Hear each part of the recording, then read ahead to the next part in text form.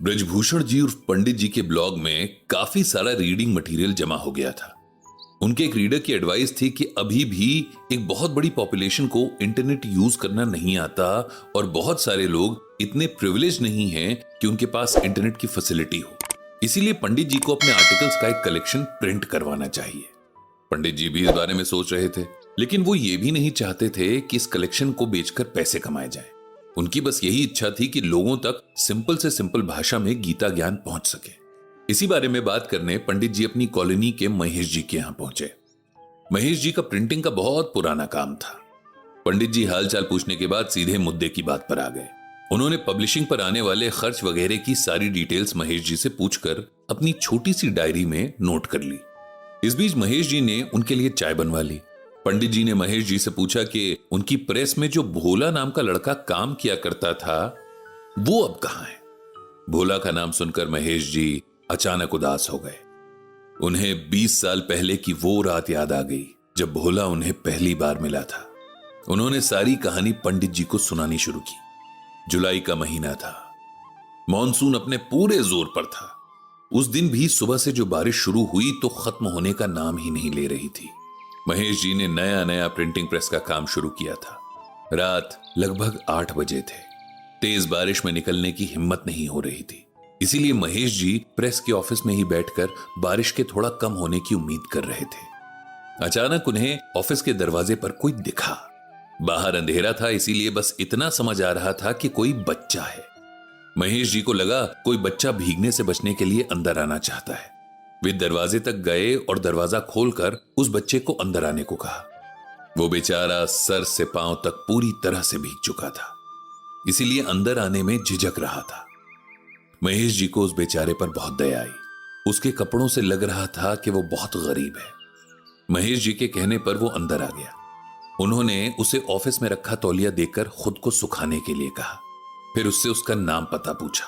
उस बच्चे ने बताया कि उसका नाम भोला है और वो अनाथ है।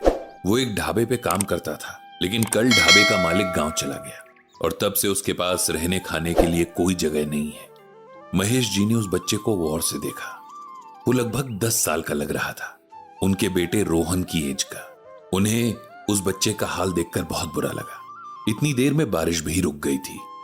महेश जी ने उस बच्चे को अपने साथ चलने को कहा। वो चुपचाप उनके पीछे चलने लगा। घर पहुंचकर महेश जी ने अपनी पत्नी से रोहन के कुछ कपड़े भोला को देने को कहा और फिर खाना भी खिलाने को कहा। जब भोला खा चुका तब महेश जी ने उसे बुलाया और कहा कि कल से वो महेश जी की प्रेस में रहेगा। सुबह स्कूल जाएगा और शाम को प्रेस में छोटे मोटे काम करेगा। ये सुनकर भोला बहुत खुश हुआ। उसके रहने और खाने की प्रॉब्लम सॉल्व हो गई थी। भोला बहुत मेहनती बच्चा था। उसे पढ़ने का भी बड़ा शौक था। प्रेस के काम भी वो भाग भाग कर करता था। कुछ ही समय में महेश जी को उस पर बहुत भरोसा हो गया था। इधर महेश जी का भोला के लिए प्यार देखकर उनके बेटे रोहन को उससे जलन होने लगी। उसे लगता कि भोला की वजह से उसके पापा उसे प्यार नहीं करते। रोहन का मन खेलने में ज्यादा लगता था, पढ़ाई में कम। इस वजह से भी उसे अक्सर डांट पड़ती थी। अब महेश जी जब जब भोला का एग्जाम्पल देकर कहते तो रोहन को इसमें भी भोला की ही गलती नजर आती।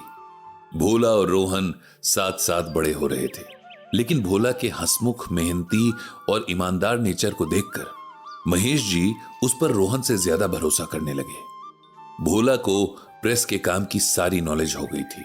अब वही सब कुछ संभाल रहा था। रोहन ने महंगे प्राइवेट स्कूल से पढ़कर भी पढ़ाई में कुछ खास नहीं किया, जबकि भोला सरकारी स्कूल से पढ़कर भी बहुत अच्छे मार्क्स लाया था।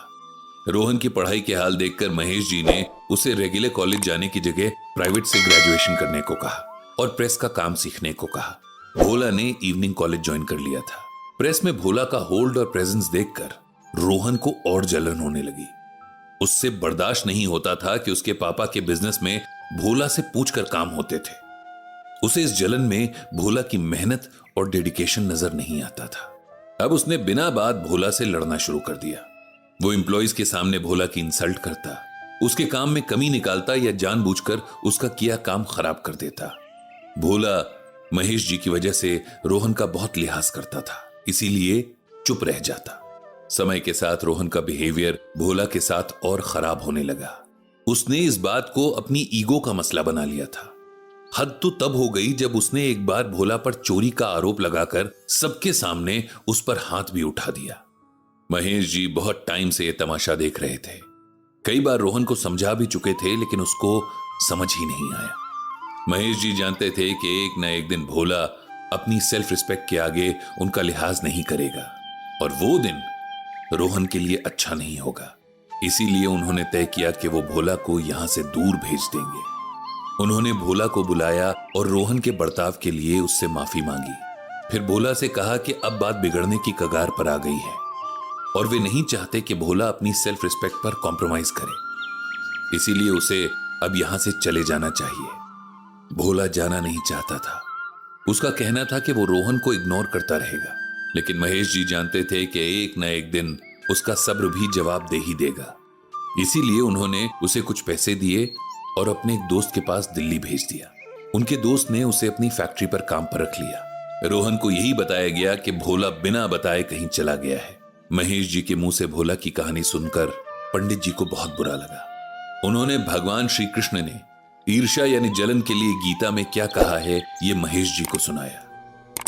ईर्षी घृणी न संतुष्टः क्रोधनो नित्य शंकितः पर भाग्योपजीवी च षडेते नित्य दुखिताः। इसका मतलब यह है कि ईर्ष्यालु, घृणा करने वाला, असंतोषी, क्रोधी, सदा संदेह करने वाला और दूसरों के भाग्य पर जीवन बिताने वाला, ये 6 तरह के लोग संसार में सदा दुखी रहते हैं। मैं ईश्वर से प्रार्थना करता हूं कि रोहन को टाइम पर अच्छी समझ मिले और उसका जीवन संभल जाए। इतना कहकर पंडित जी ने महेश जी से विदा ली।